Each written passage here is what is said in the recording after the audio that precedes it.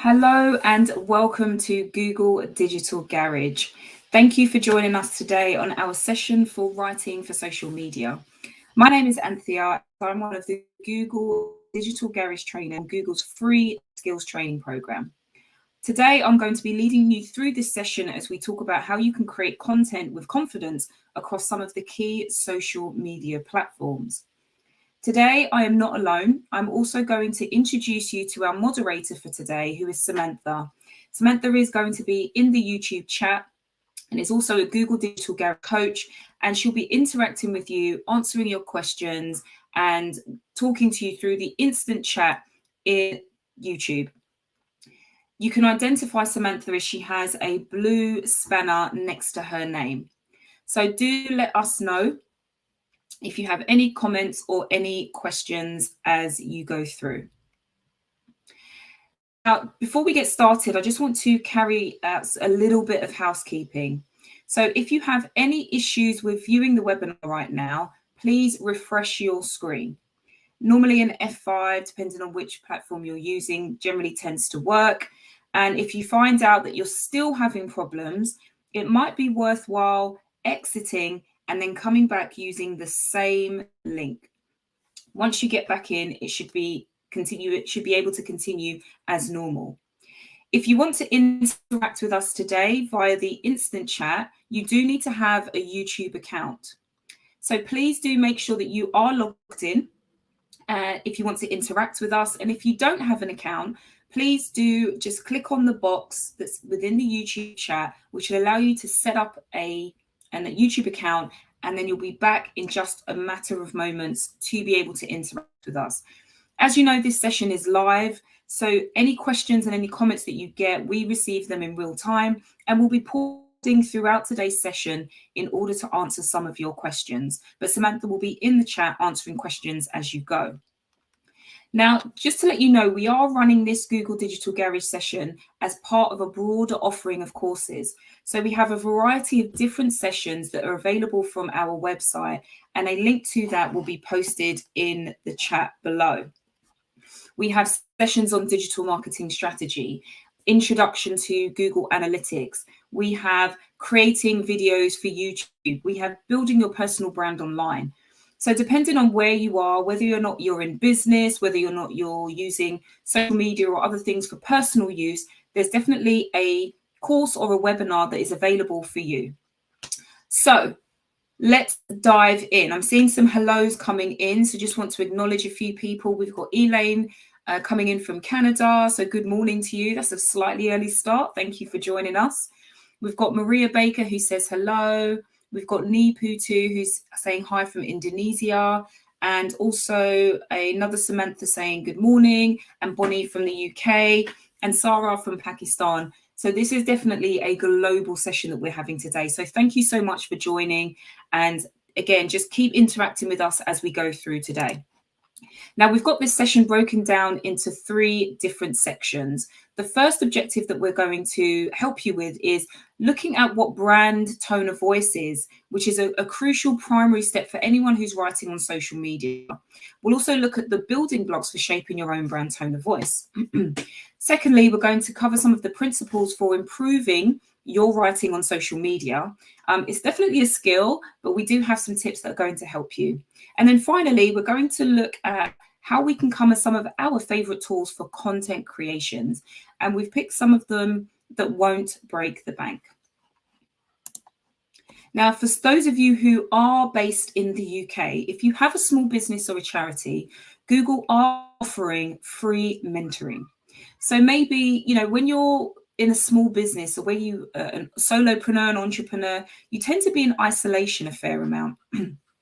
So it's nice to be able to talk to someone and bounce some of your business ideas off, and also get some advice. So do click the link that's going to be posted into the chat to go and visit our mentoring page and sign up.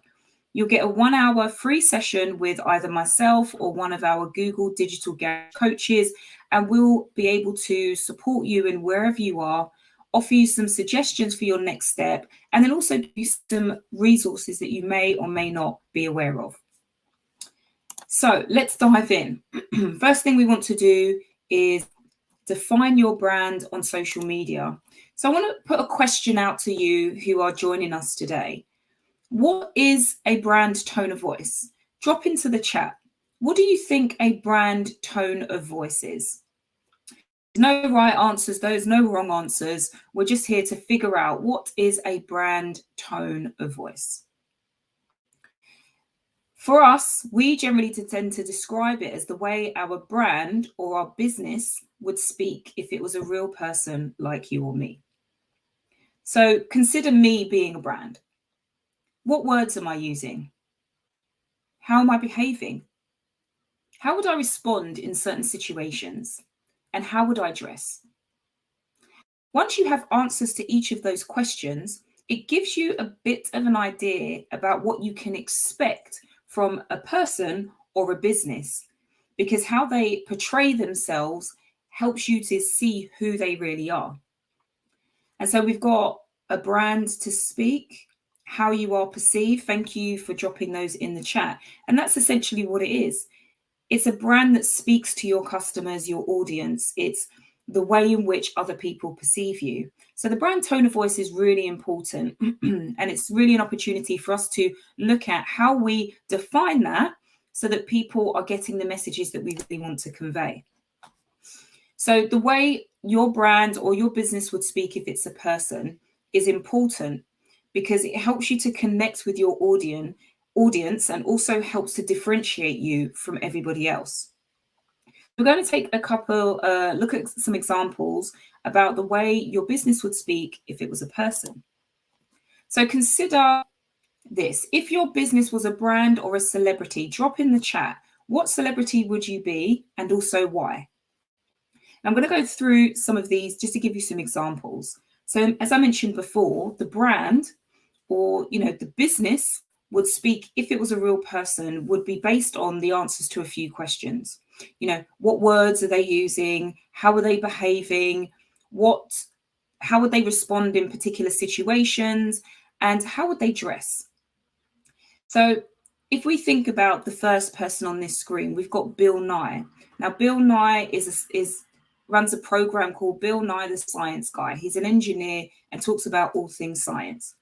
So for him, his brand is informed, it's approachable, it's goofy. He wants to connect with his audience, be approachable so that people feel comfortable about asking questions, and also be informed that he has the knowledge to be able to respond. And then we've got George Clooney. And he's known, sophisticated, laid back, and smooth. Now, this is very true. If any of you have seen the Nespresso adverts, he is definitely exuding all of those characteristics in those adverts.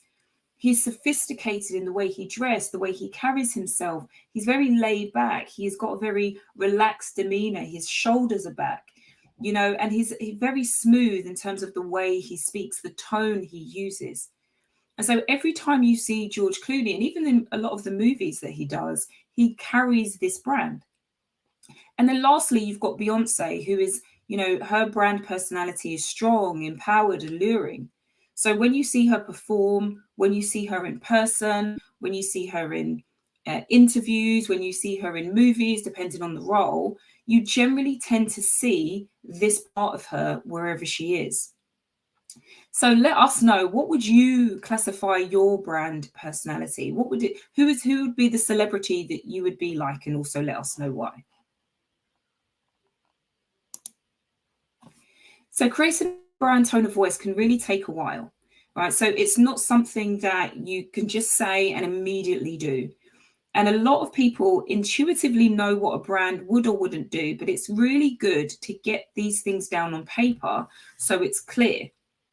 So even though you may be working alone, and that's absolutely fine, it's worthwhile documenting how you work so that when you bring people on board, they know how you work and they can embody the same brand.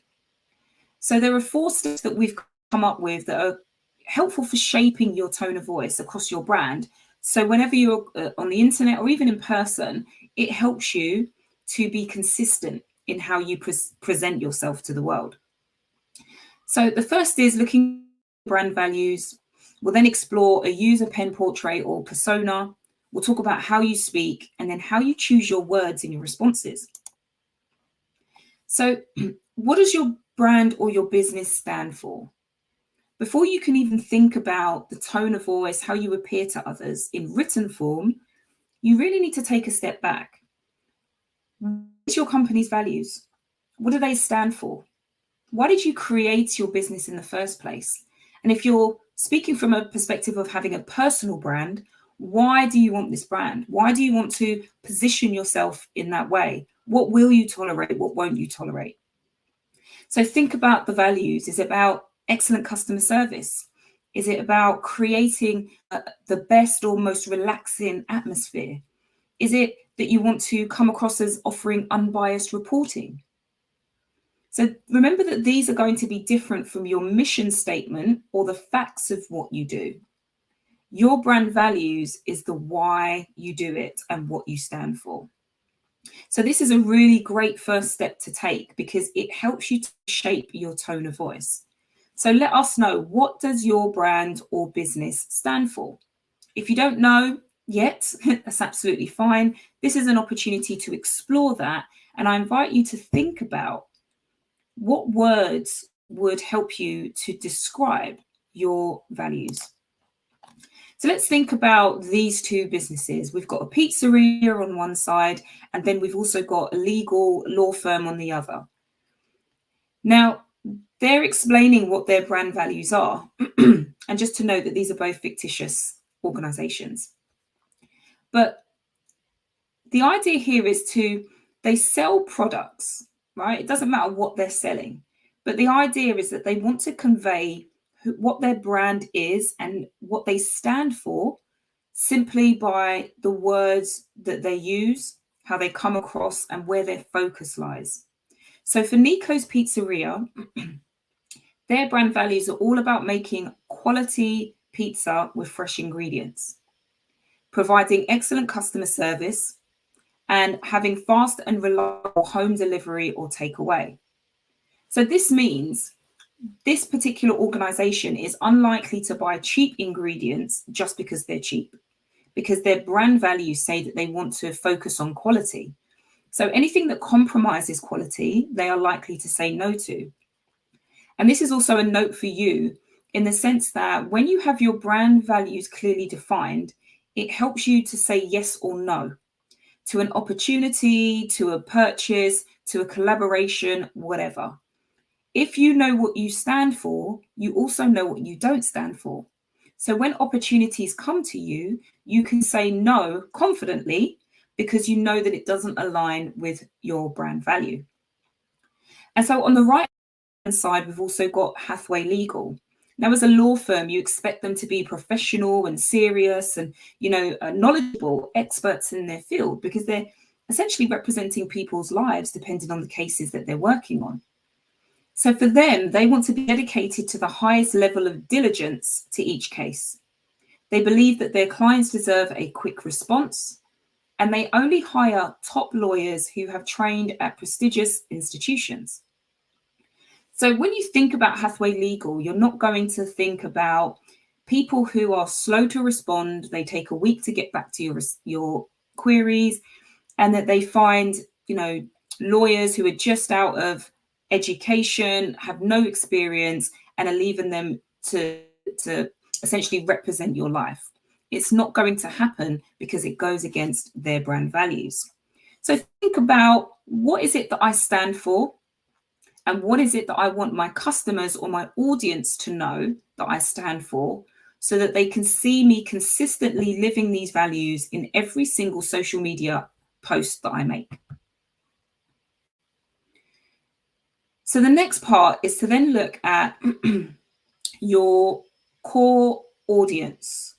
So a pen portrait or a user persona or an avatar, you may have heard it called that, will help you to think about who your audience is. And because you know who they are, you know how to speak to them. So this task can feel quite long, but it's really useful.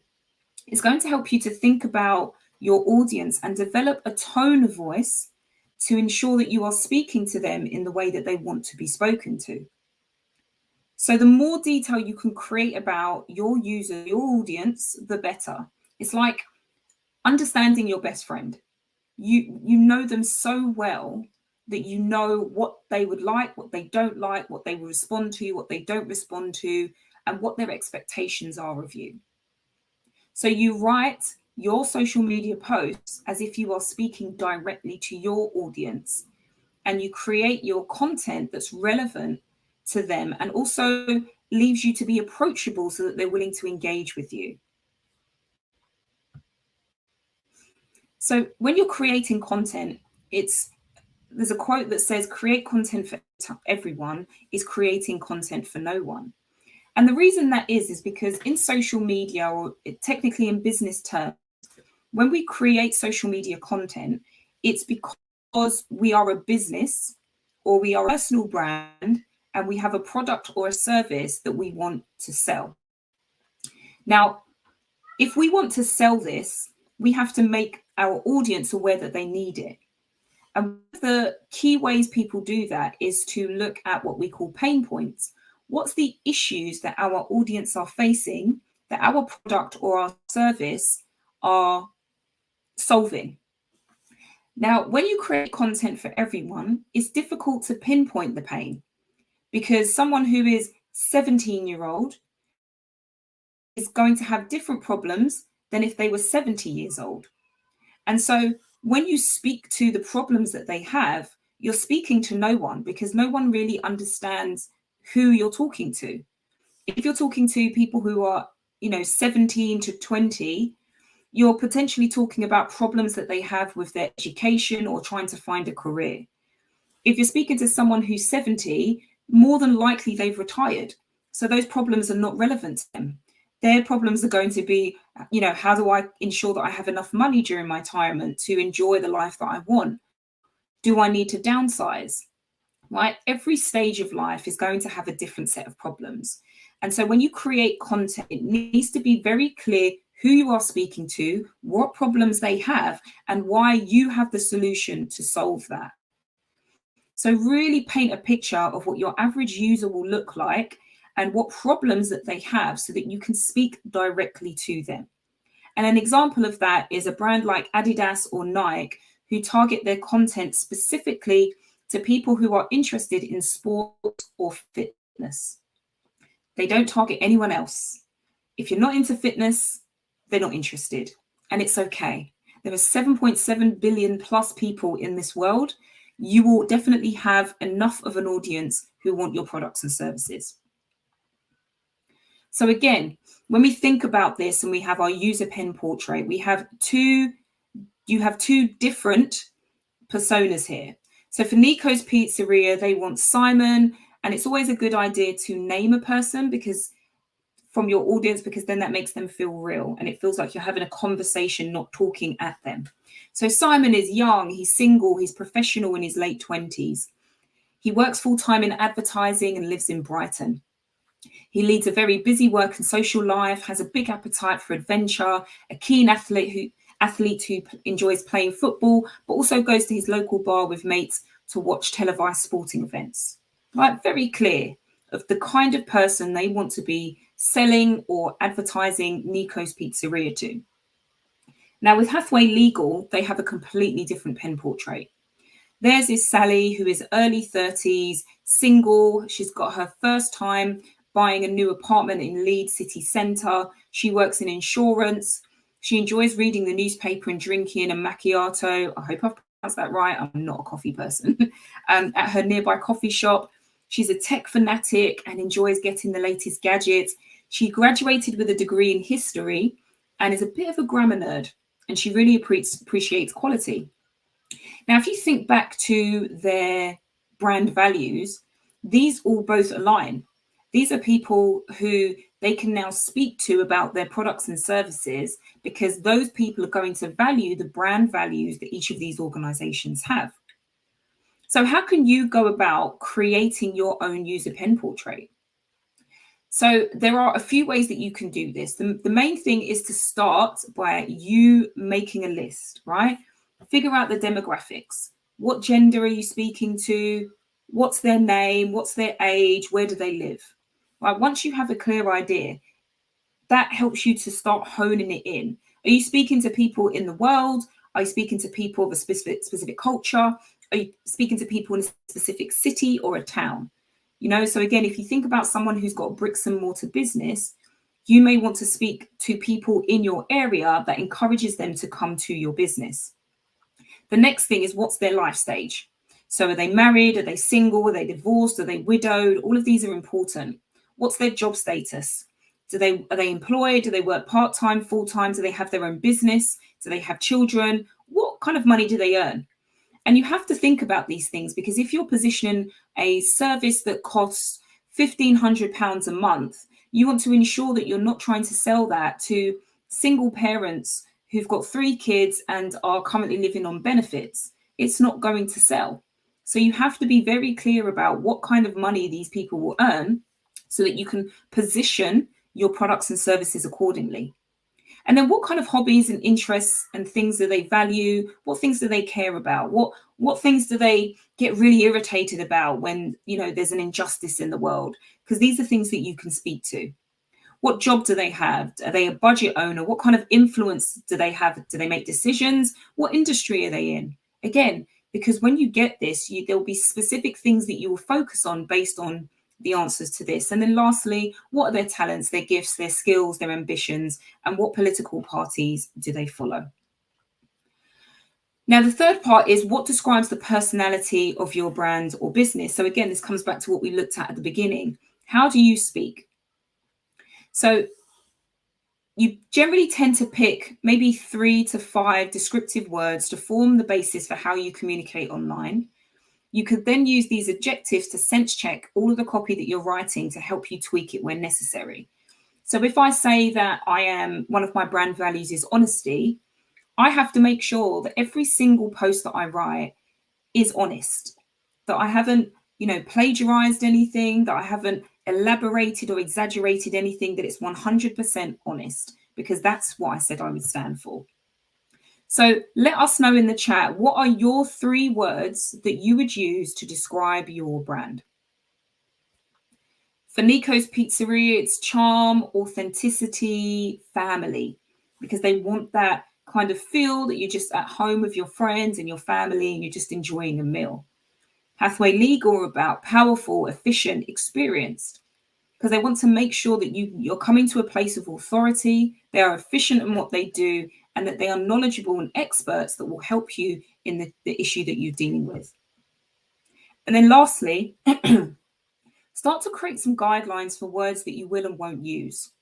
This is all about, how do you speak to your audience? I've been in places where you could have 4 or 5 people in a conversation and they all speak very differently. Some people are using jargon, some people are using slang, some people are, shortcutting words, some people are using very intricate words that not a lot of people will know.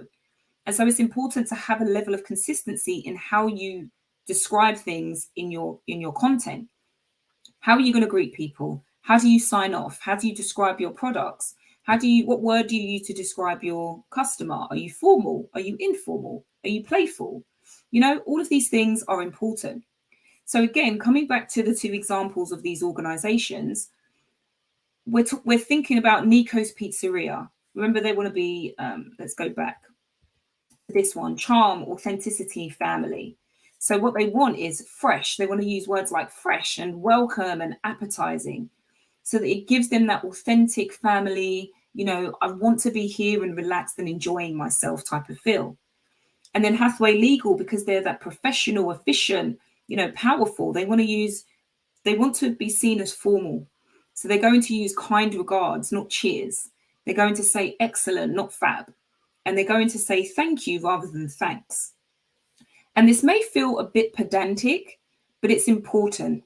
When you start off as an organization or a one-man band, and you have a view to scale your business, you're going to need a team.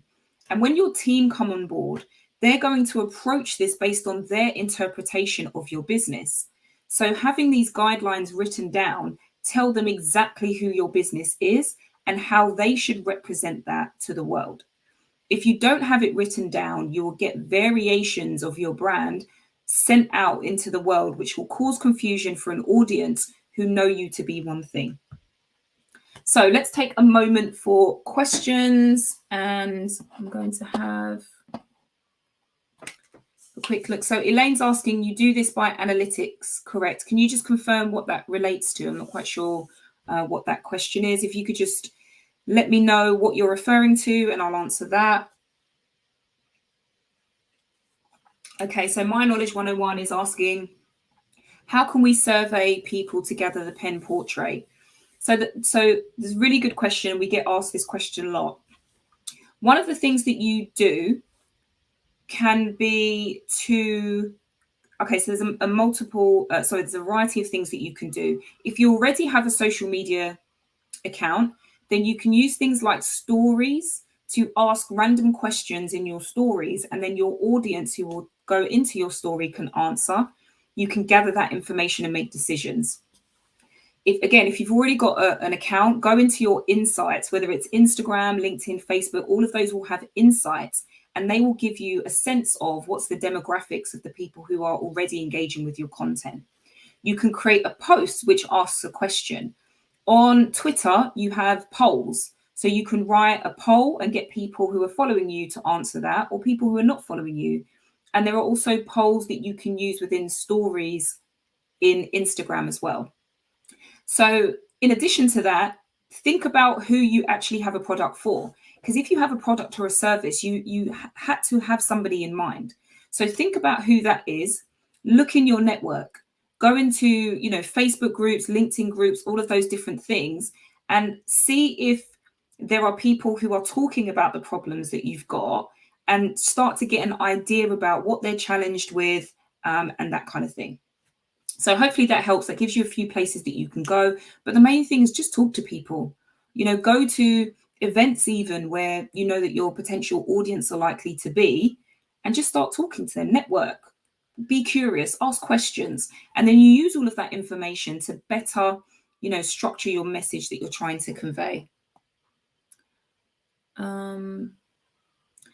Okay, so analytics to determine who your followers are. So Elaine, the response I gave in the previous answer is also similar to your answer for your question, but analytics is also a great opportunity, because if you have a website that you're directing traffic to, analytics will show you some of the demographics from that. It will show you the sources, so where are they coming from as well.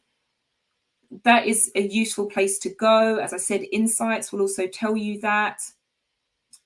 And yeah, just talking to people. There are multiple ways that you can do that.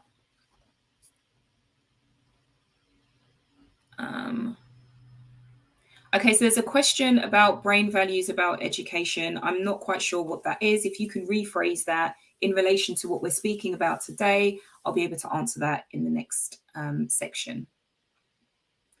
Sarah's asking, is there a website where I can see daily hashtags update? I'm not sure. I don't know of any. And I'm assuming that you're talking about where you can see what hashtags are trending. I don't know. Again, if you can just elaborate that, I'll come back to you on the next question. Sorry, on the next pause. Okay, so moving forward, we're looking at writing for social media. So there's a quote that says, I would have written a shorter letter, but I did not have the time, by Blaise Pascal. So this could be attributed to Blaise Pascal, or maybe even Winston Churchill, but it really reigns true for social media. Anyone who's had to write for social media, even if it's for your own personal account, will know how hard it is to fit it into a small character count. Now, I know that there are different platforms that are allowing varying lengths of characters. And although there are a number of characters that you can have, I always come back to, who are your users? What do they want? Do your audience want to sit and read an essay in the caption? Do they want to have 3 or 4 words in the caption? Do they want any caption? Do they want videos? Do they want static images? Do they want text on images? It's all about what your audience want. So when you're writing for social media, you have to, to a degree, put your ego to the side about what you want to put forward, and think about what your users, your audience want to hear. And that will help you to create really good content. Now, the average human attention span is around 8.25 seconds, right? So at that point, if you've not caught my attention, I'm gone. Most of us are doing this action. We're scrolling through feeds. So if we're scrolling, we need to be producing content that really makes someone stop and say, oh, this looks interesting. I'm going to play this video. I'm going to read this, or I'm going to look at the caption. And then I'll have a call to action, which takes me to a specific place. So we have to work much harder to get the attention of our audience. We can't just make an assumption that because we've created it, because we've posted it, someone's going to respond. It has to be something that they want to see, that they want to hear, or that speaks to a problem that they have. So what we normally say is right for the goldfish. Anyone who's seen Finding Nemo will know that whole scene around, that losing your memory every 5 seconds, typical fish. So you have to keep reminding me. You have to keep reminding me. So if I have a very short attention span, you have to write in a way that's going to make me stop and look and forget everything else that I'm doing and focus my attention solely on you. So assume that your reader will only read the first half of your sentence. So imagine in here we've got 6 words. The first 6 words need to be so impactful that the person who is scrolling through stops and wants to read the other half. So it might be a little bit controversial because, again, you think, I'm writing all of this copy and they're only going to read the first half. Okay, but it's only the first few words of your sentence before they make a decision. Shall I continue or not? And the same applies to a video. I've seen so many videos, they say, hi, my name is so-and-so. I'm a this, I'm a that. This is my whole credentials. This is my background. 3 minutes in, and then they get started. By that point, most people are switched off. When you're starting a video, you need something catchy, something punchy that makes someone stop and say, oh, I really want to know the answer to this, or I want to see where that's going.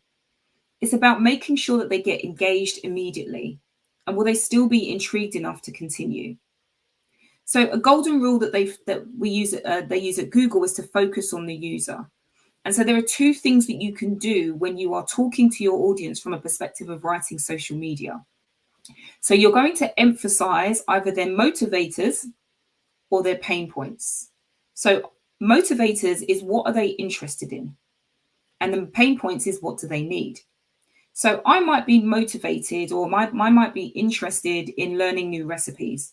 I have no problems, but I'm just interested. I moved to eating more vegan food. So I want to go online and I scroll and I save a lot of vegan recipes. So when you speak to me, it's not because I have a problem with my diet. It's just that I'm interested in having more variety in it. Whereas pain points speaks to the problems that people had. So when I said earlier on, you've got people who are 17 or 70, they're not going to have the same problems in life. So when you write your social media post, you cannot connect to both audiences at the same time. So think about a particular audience in a particular age group and a particular problem that they have to deal with. Now, say, for example, you speak to mothers who are trying to lose weight after having children. Very specific group. Yeah, they might be interested in doing it, but they've got a child, they've got an entire human to raise. So their motivators are not motivating enough. But their pain is that they can't fit into the clothes that they used to wear before they had children. They don't get an opportunity to go out and dress up anymore because they're always looking after the child. You speak to the pain that they have. They don't have the time to work out because when the baby is sleeping, they're just running around doing chores or even getting to have a shower. These are real problems that mothers have. So when you write your posts, you're speaking to those problems. And so so focusing on the user helps you decide, am I going to speak to their motivators or am I going to speak to their pain? And when you are doing either of these things, we use benefits over features. Now, an example is on screen where we talk about a watch. Now, if you tell me, okay, so maybe I'm interested in buying a new watch.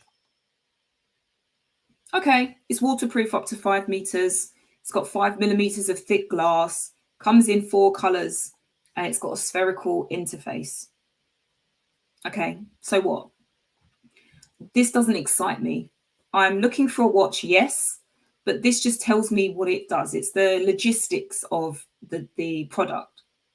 When you turn your focus to the benefits, it helps you to change the experience your audience will have with your product. Take it swimming. It's smash resistant. I can choose a color that suits my personality and it's comfortable and stylish. So now I'm thinking, oh, I've got a watch, but I don't even have to take it off when I go to the beach or I go to the swimming pool. I can be accident prone sometimes, so this is smash resistant. Excellent. I'm less likely to have to keep replacing it. And I'm the kind of person who likes to color coordinate with my clothes. So I get to choose a color that suits my personality. And it's comfortable and it's stylish. Okay, and now I'm more interested. And so you can see how important it is to make the switch between just telling people what things do and telling people the experience they'll have with it. Now, I'm not saying that don't talk about the features, but don't make it prominent. So you start with your benefits because, yeah, this is all great, but I also want to know that it will do the job. So later on, you then tell me about the features. But if you start with the features, you've lost my interest and I'm already gone and moved on to a competitor. So let's think about these 3 examples where we talked about, catching people's attention with the first half. So we've got boost your CV with a free. Okay, if I'm looking for a job, I'm interested. So now I'm going to see that the second half of that is a digital marketing course. So this is what you're going to do. And then beneath is the how. So the second one is get product and engineering on the same page. Well, what if I'm a project manager and I can't get my teams to just come together and focus on this end goal? Now I'm interested.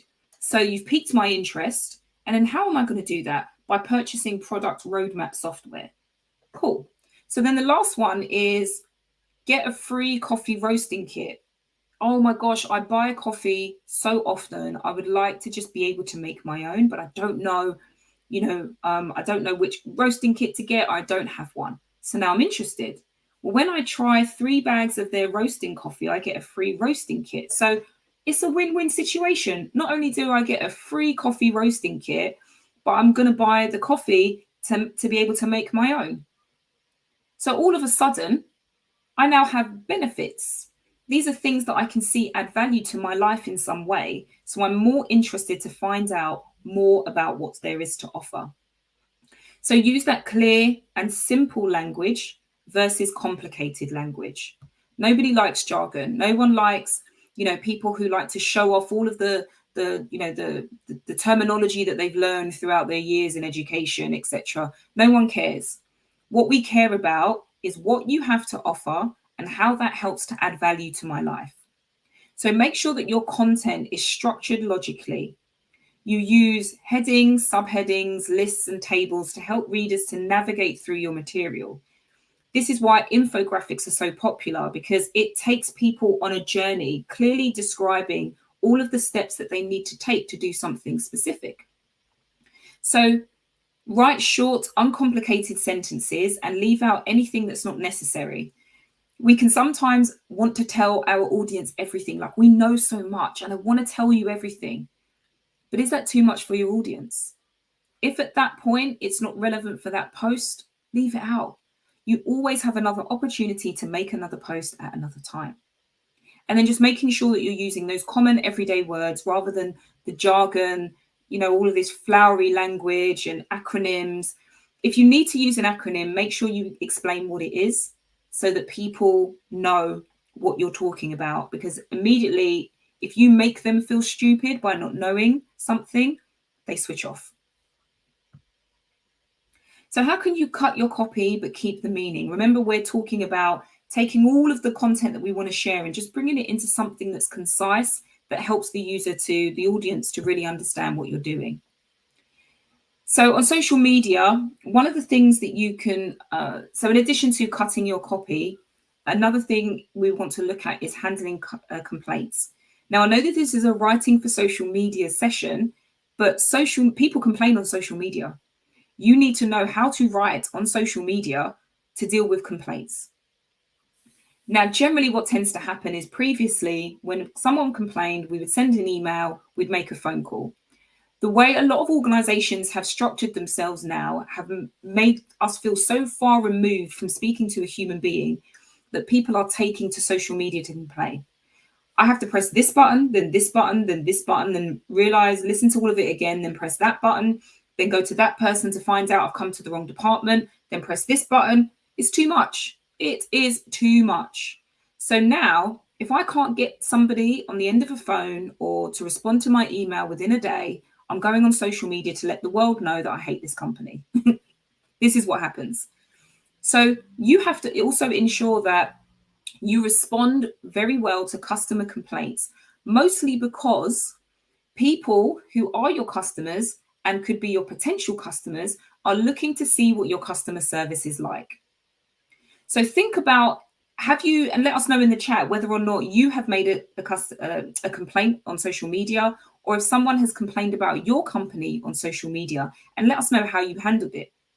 But always make sure you think before you respond. Your response is always going to be public. So be polite, be professional. Respond without accepting responsibility until you've had a chance to investigate. Ask them to contact you directly so that you can resolve it. And remember that you can always turn negative experiences or comments into something positive, because even if you have a negative complaint, it shows everyone else that you have good customer services. So even if they have a hiccup working with you, they know that you will always approach it in a positive, friendly way and get to a result. So always avoid passive language. Because people want to be seen and heard when they're making a complaint. I see you, I understand, we will resolve this. Versus, yeah, I can see how that might be a problem. It could be that you tried to do this and maybe this was a response. No, really get clear about how you're going to respond. Be clear, concise, and to the point. Focus on fixing the problem and not empty empathizing, and don't say anything you don't mean. So if you're not quite sure how you're going to resolve it yet, don't mention it. Talk about getting that person into a private space and having that conversation. Being jokey has a time and a place, and complaints is not it. Whenever there is money involved, you always need a serious response. Someone has paid for something that has fallen short of their expectations. Don't be jokey, even if your brand value is humor. Use that sparingly depending on the situation. And you want to make sure that you are coming back in a way that matches the seriousness of the complaint.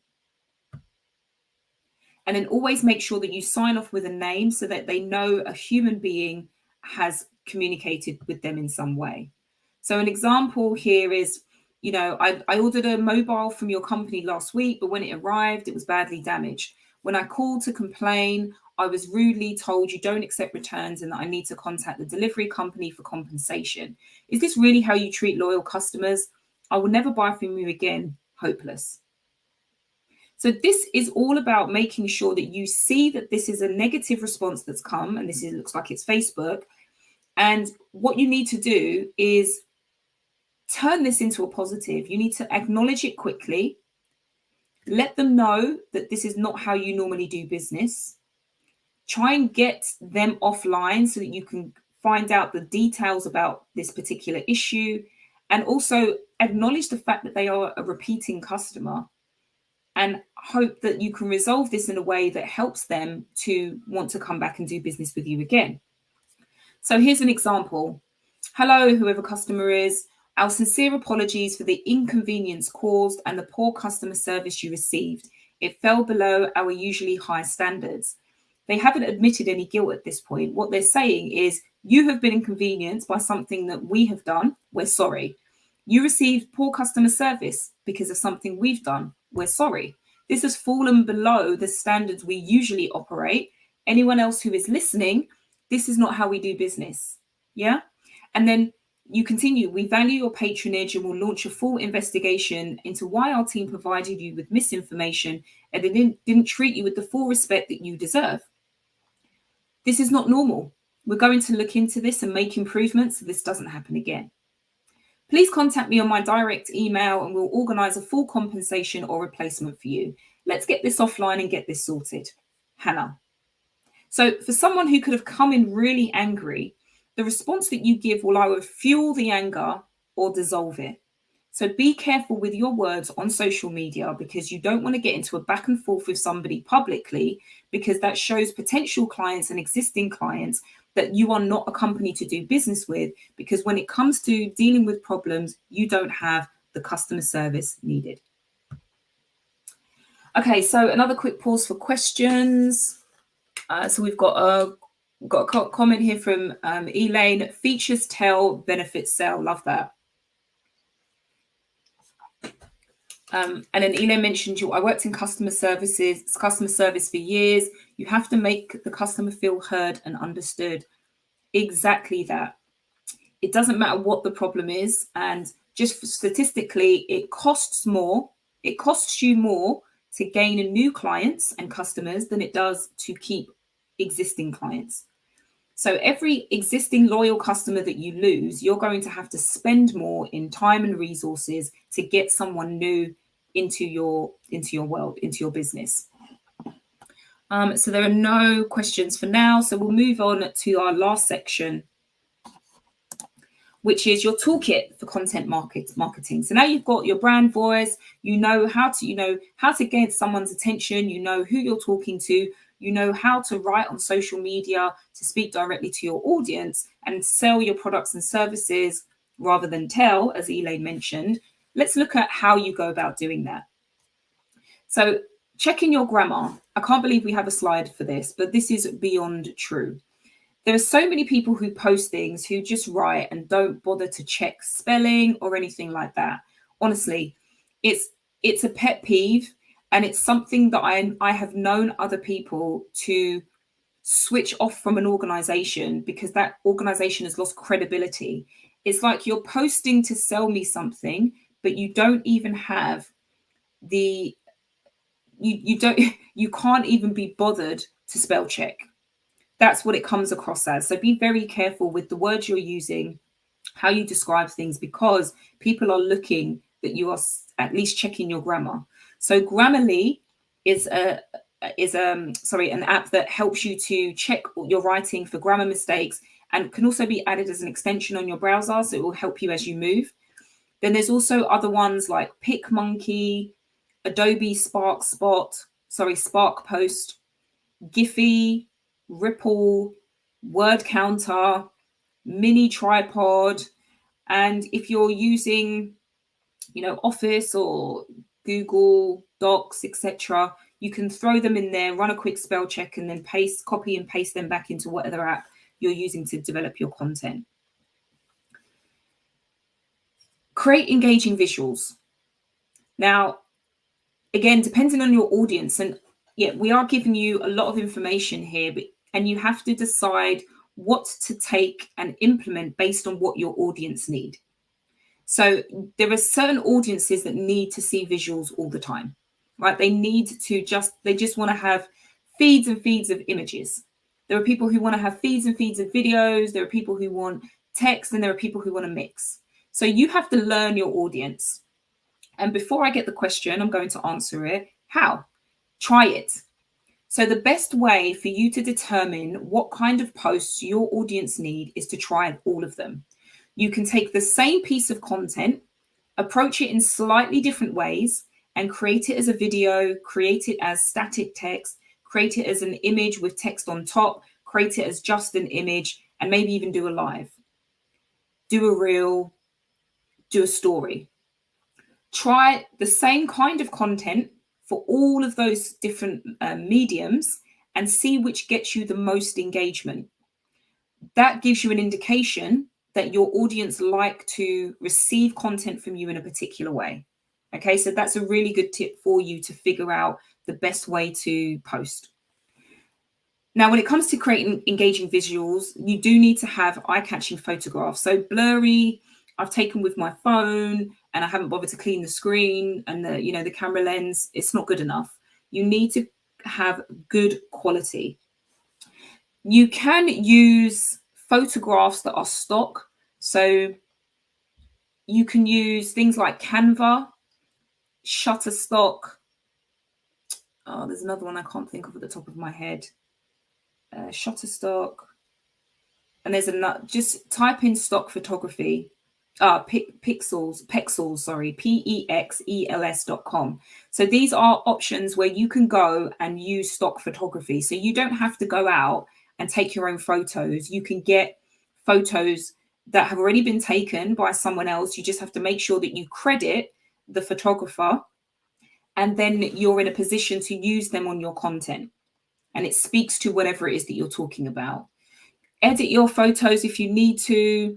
So VSCO is a really easy to use photo editing app. It's got a library of different film-like presets on offer. So again, use that to edit your images. There is also, as I mentioned, Canva. This now allows you to use stock audio, stock video, and stock images. So an example of that, I created a post which was talking about, I think it was 10 signs that you're in a toxic relationship. And I used a stock video of people arguing. And then I had the 10 signs with text overlaid, and I created it as a video. So you can get really creative with how you create your posts, and you don't always have to have the content. You can use a variety of different things. Unsplash, that's another one that you can use for stock photography. So you can also use templates. Again, Canva has templates depending on which system that you're in to create your content. There are templates that use the different sizes. So if you're creating content for LinkedIn, for Instagram, for Twitter, they will create them in different sizes. And depending on which app you use, you can take the same content and it will automatically resize it for you for the different platform, which saves you the trouble. So again, that's a really good option. And there are also a number of graphic design apps. WordSwag turns your words into WordSwag turns your words into photo text designs. So it allows you to make graphics for your social channels. And there are hundreds of text quotes and templates that are available for you to get some inspiration. So there's definitely something out there for everyone. If you don't want to start from scratch, don't worry. You can find a template and just build on it, play around with it until it feels in alignment with your brand values. Remember, you've got your brand voice, you've got your brand values, you've got your 3 words. Always sense check against that. Is what I'm about to post aligned to who I said I am and what my audience know me to be? If the answer is no, don't post it. Tweak it until it feels more aligned to your message, to your brand, and to the products and services that you offer.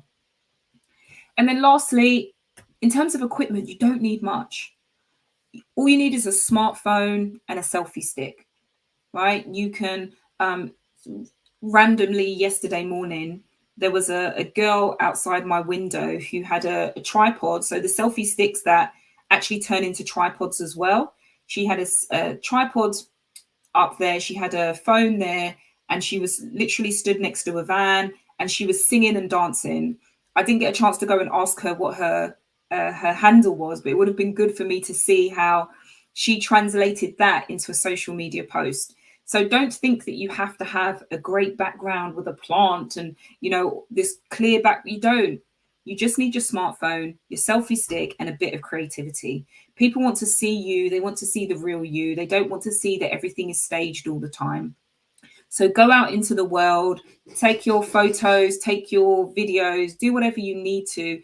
And that will basically help you to constantly create content and have enough stuff to post. Because sometimes we can get into our head and overthink things. Okay, so any final questions? Doesn't look like it. So Elaine is saying, I take pictures on phone. Currently, phones take great pictures, and she learns how to edit on her phone, and it is well worth the time. Thank you, Elaine. Promise we have not paid Elaine to give us these comments today, but it really goes to show that you don't need much. You have your phone, take some videos, take some images, use an app that helps you to edit it and shorten it down. You can create YouTube shorts, you can create Instagram reels, you can create IG stories, Facebook stories, LinkedIn posts. You can do all of these things simply by having a phone. And then when you're ready and able to upgrade into having a DSLR camera or a videographer and all of that to create your content, do so. But the main thing here is just to start from where you're at. Okay, so no more questions to ask. So we're going to wrap up now. Before we talk about your next steps, I just want to summarize, the purpose of today's webinar. Your ability to write for social media isn't just about getting sales, right? That's one of the benefits of it. Your ability, your coming on today's session is about understanding your business more. We have a lot of people who create a product and want to push the product, but haven't really defined their business. So this is an opportunity for you to take a step back, figure out what your personal or business brand is. Who do you show up as? What's your brand personality? How do you want to communicate what you do to the world? What is the problem that you solve? And how can you make posts for social media that tell people that? That's what it is. And in the process of communicating these parts of you, what will happen is that you will have people wanting to know more about you. You'll have people wanting to do business with you, and you'll have more customers and clients sharing you to other people, i.e. free marketing. Okay, so really start to take the time to define your brand voice. It will save you so much time later on and make sure that your social media posts are pretty much always on point. So remember that if you are a small business based in the UK, we have one-to-one mentoring.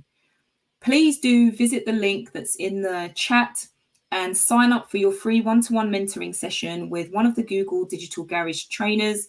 And we'll talk to you about your business, your social media, your strategies, like whatever it is that you need some support on. We'll have a conversation and figure out how we can help you to take that next step in your business.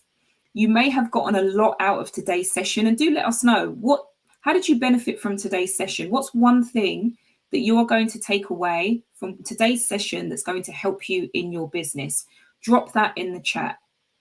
And the reason I say one thing is because we can come to a session like this, take loads and loads of notes, and then look at that afterwards and think, oh my gosh, this is so overwhelming. It doesn't have to be. Pick one thing that you're going to work on and work on that. Once you've decided and implemented that one thing, you can go back to your notes and pick the next thing. Don't be in a hurry. Take the time it needs so that you can clearly communicate your business to the world, and you will then start to find that people will naturally gravitate towards you.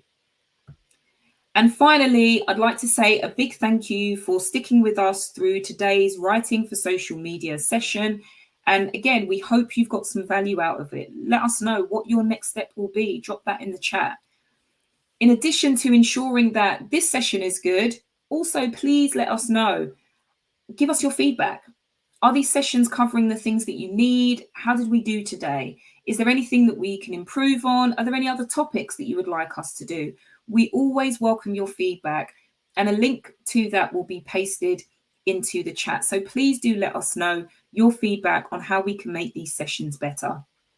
We're running many more Google Digital Garage webinars in a variety of subjects. So please do check out our website and book onto other ones. If you're interested in social media, we do run a session called Social Media Strategy. So jump on that, and that will help you to take what you've learned today and figure out which platform you might want to start posting on to understand and connect with your audience.